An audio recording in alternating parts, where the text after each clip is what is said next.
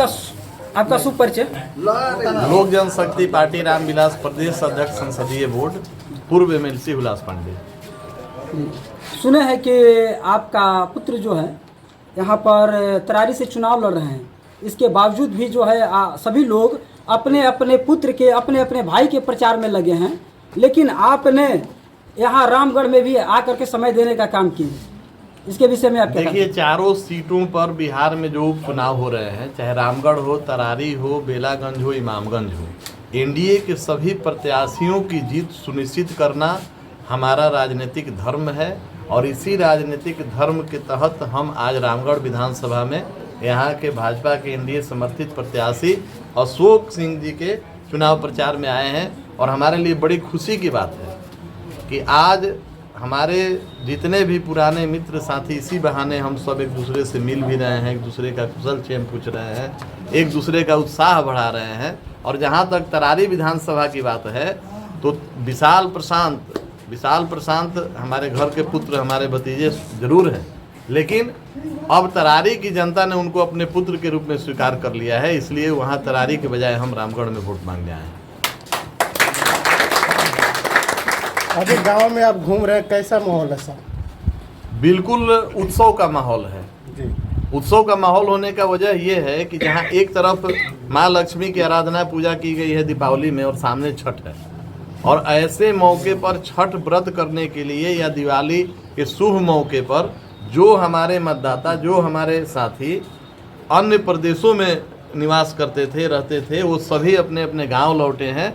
और गांव में एनडीए के तरफ से जो भी लोग हैं, एनडीए के जो भी मतदाता हैं, जो भी कार्यकर्ता हैं, सब में एक उत्सव का माहौल है और सब में उत्साह है। और एनडीए चारों की चारों विधानसभा सीटों को जीतकर नरेंद्र मोदी जी को और बिहार के माननीय मुख्यमंत्री जी को सौगात पेश करने वाली है। यहाँ के जो पूर्व विधायक थे और वर्तमान सांसद, उन्होंने कह रहे हैं कि यहाँ पर जनता जो है परिवर्तन की लहर में है, और जैसे अगला बार जो है चुन करके हमें भेजा, उस तरह जनता जो है इस बार भी हमको भेजने का काम करेगी। देखिए, माननीय सांसद जी यहाँ के प्रतिनिधित्व कर चुके, और यहाँ उनको माननीय विधायक के रूप में यहाँ की जनता ने जरूर चयन किया था, लेकिन रामगढ़ की जनता ने जिस उम्मीद के साथ उनको विधानसभा में भेजा था, वो कहीं न कहीं किसी कोने में खो गया। और स्वयं आप सबों ने देखा होगा कि स्वयं उनका वक्तव्य आता था कि मैं चोरों का सरदार हूँ। उन्होंने उस समय राज्य सरकार के ऊपर भी उन्होंने खुद उंगली उठाया था, और उन्होंने स्वयं स्वीकार किया था कि उनके राजकाज में, जिस राजकाज में वो प्रतिनिधित्व कर रहे थे, घोर भ्रष्टाचार, उनका संकेत भ्रष्टाचार की तरफ था।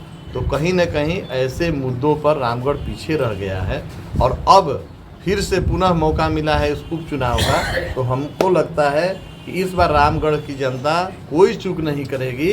एनडीए को मजबूत करने के लिए, भारत को मजबूत करने के लिए और बिहार को विकसित बनाने के लिए जिस तरीके से नीतीश कुमार जी के नेतृत्व में एनडीए गठबंधन और अपना दोनों, यूँ कहिए कि डबल इंजन की सरकार चल रही है, उसका लाभ रामगढ़ तक पहुंचाने के लिए आपके प्रत्याशी अशोक जी को इस बार यहाँ की जनता चुनेगी।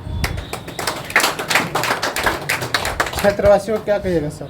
बस आप सबों के माध्यम से अपील कि अपने अपने मतदान केंद्रों पर आप सुबह से ही लाइन में लग जाइए। घर के महिला हो, पुरुष हो, नौजवान हो, वृद्ध हो, सब लोग अपने अपने मत का प्रयोग करिए।